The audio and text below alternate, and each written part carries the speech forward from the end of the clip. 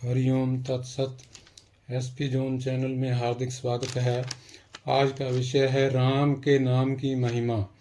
राम नाम की महिमा अत्यंत महान है, अपरंपार है और बड़ी ही पावन है। जैसा कि एक भजन में कहा भी गया है, राम नाम सुखदाई, भजन करो भाई, ये जीवन 2 दिन का, राम नाम सुखदाई। धर्मशास्त्रों में लिखा भी हुआ है कि ज्ञान, कर्म, ध्यान, योग, तप आदि सभी कलयुग में व्यर्थ सिद्ध होंगे, परंतु राम नाम का जप ही लोगों को भवसागर से पार ले जाने वाला सिद्ध होगा।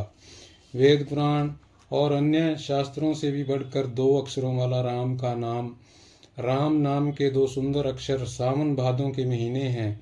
इस नाम की ही महिमा है कि जिसे सभी देवी देवता जपते रहते हैं।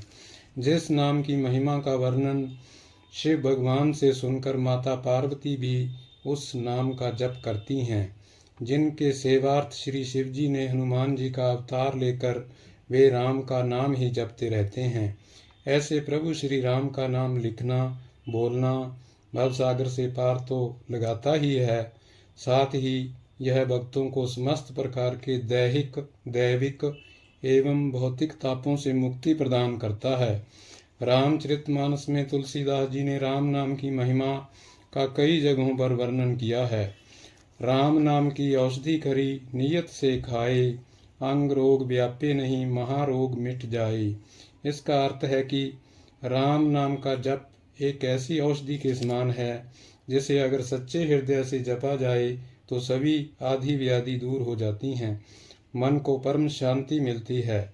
यह तो सभी जानते हैं। राम सेतु के निर्माण के समय हर पत्थर पर राम नाम लिखा जा रहा था और हर कोई राम नाम का जय घोष कर रहा था, जिसके चलते राम का काम बहुत ही आसान हो गया। राम के नाम लिखे पत्थर जब तैरने लगे तो प्रभु श्री राम भी आश्चर्य में पड़कर सोचने लगे। उन्होंने सोचा कि जब मेरे नाम लिखे पत्थर तैरने लगे हैं तो यदि मैं कोई पत्थर फेंकता हूँ समुद्र में तो उसे तैरना चाहिए। मन में यही विचार करके उन्होंने भी एक पत्थर उठा लिया जिस पर राम का नाम नहीं लिखा था और उसे समुद्र में फेंक दिया, लेकिन वह पत्थर डूब गया। भगवान श्री राम आश्चर्य में पड़ गए कि आखिर ऐसा क्यों हुआ। दूर खड़े हनुमान यह सब देख रहे थे और तब उन्होंने प्रभु श्री राम के मन की बात जानकर उनके पास पहुँचे और कहने लगे कि हे प्रभु, आप किस दुविधा में हैं।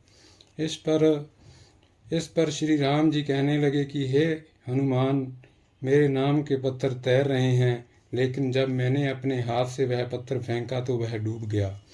प्रभु की इस भोलेपन से कही गई बात पर बल बुद्धि के दाता हनुमान जी ने कहा कि हे प्रभु, आपके नाम को धारण करके तो सभी अपने जीवन को पार लगा सकते हैं, परंतु जिसे आप स्वयं त्याग रहे हैं उसे डूबने से कोई कैसे बचा सकता है।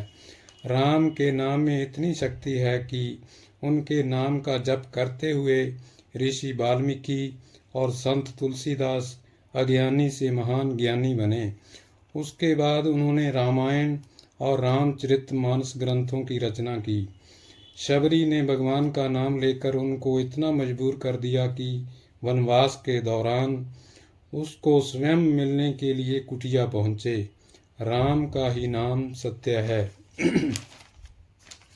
कहते हैं कि प्रभु श्री राम का नाम राम से भी बड़ा है। राम राम जपने से कई लोगों को मोक्ष प्राप्त हो गया। राम एक महामंत्र है जिसे हनुमान ही नहीं भगवान शिव भी जपते हैं। राम से पहले राम का नाम था। प्राचीन काल में राम ईश्वर के लिए संबोधित होता था। राम का उल्टा होता है मा अर्थात मार। मार बौद्ध धर्म का शब्द है। मार का अर्थ है इंद्रियों के सुख में ही रत रहने वाला, और दूसरा अर्थ है आंधी और तूफान।